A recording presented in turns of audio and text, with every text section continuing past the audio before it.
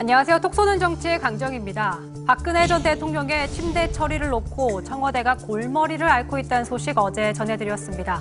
사비가 아니라 국가 예산으로 구입한 침대이기 때문에 사용 연한을 지켜야 하는데 중고로 팔자니 가격도 떨어지고 전 대통령이 쓰던 침대를 일반인에게 파는 것도 그렇고 또 다른 직원들이 사는 것도 적절치 않아서 고민이라는 내용이었습니다. 그렇다면 박 전 대통령의 침대, 과연 어떤 침대일까요?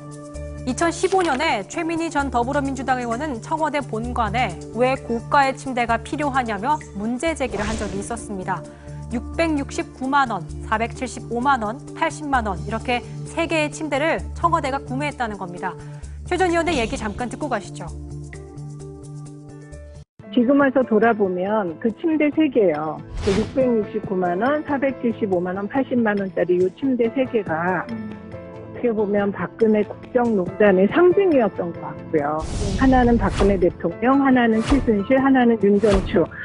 이렇게 3분이 썼다고 추정되는데요. 네, 이 중에 669만 원 침대는 H가구 제품입니다. 가구를 생산하고 해외 고급 가구를 수입하는 회사의 제품인데요.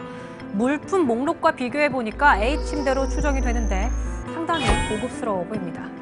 실제로 비슷한 제품으로 보이는 침대가 중고시장에선 프레임만 70만 원에 거래가 되고 있는데 청와대도 세금으로 1,000만 원이 들어간 침대를 헐값에 팔고 싶진 않았겠죠. 자, 이런 가운데 박 전 대통령의 제부 신동욱 공화당 총재가 자신에게 달라며 가족이 인수했으니 청와대는 알른이를 뽑는 꼴이고 나는 침대를 구한 것이고 이렇게 서로가 원하는 것을 얻었으니 묘책 중에 묘책이란 트윗을 올렸습니다. 어떤 의미로 얘기한 걸까요? 직접 들어봤습니다. 요수를 내놓은 것뿐이죠. 청와대 스스로가 골치 아프다 그러니까 청와대가 많이 힘들겠죠. 왜? 그 침대에는 귀신이 붙어 있거든요. 탄핵 귀신이 붙어 있거든요. 그 탄핵 귀신을 이겨내기가 힘드니까 하소연한 거 아닙니까? 저는 그렇게 바라봅니다. 네, 일단 이것은 신동욱 총재 개인의 생각임을 밝혀두겠습니다. 자, 한편 박근혜를 사랑하는 사람들의 모임 박사모엔 청와대 직원이 몇 명인데 침대 하나를 처리하지 못해 유수화하냐, 내게 연락해라, 대대손손 고이 모시겠다 등등의 글들이 올라왔습니다.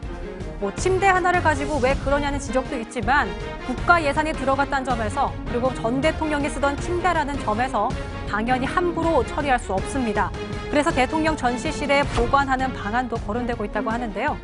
한편 문재인 대통령은 청와대의 공식 행사 이외의 모든 것을 사비로 하겠다고 밝히면서 침대도 사비로 결제했다고 합니다. 미국 대통령들도 생필품을 사거나 개인 행사를 할 때는 사비를 쓴다고 하는데요. 앞으로 이런 논란을 잠재우기 위해서 우리도 사비 결제의 전통을 만드는 게 필요하지 않을까 싶습니다.